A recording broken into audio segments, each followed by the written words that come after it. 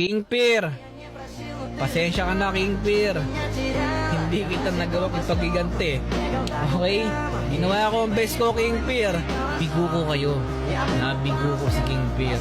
Pear, pasensya ka na, hindi ko nagawa. Hindi kita nagawa ng pagtanggol. Nahirapan din talaga ako. So ngayon mga tol, dahil natalo si King Pear, natalo na rin ako.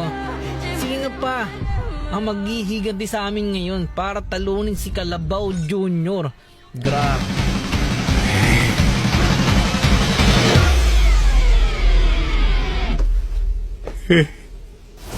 Kalabaw Jr., kung sakaling mapanood mo tong video na to, hinahamon kita ng 1v1 Zilong versus Tames. Kung malakas ka talaga magtames, labanan mo tong Zilong ko ng no defense items. Oo, tama yung narinig mo, labanan mo tong Zilong ko ng no defense items. Huwag ka nang mag-defense kasi items lang yan ng mahihina. Ano pa inaantay nyo guys, mention nyo na si Kalabaw Jr. nang magkasubukan na. Pero syempre guys, huwag yung kalimutan follow tong page ko para mapanood nyo yung laban namin ni Kalabaw Jr.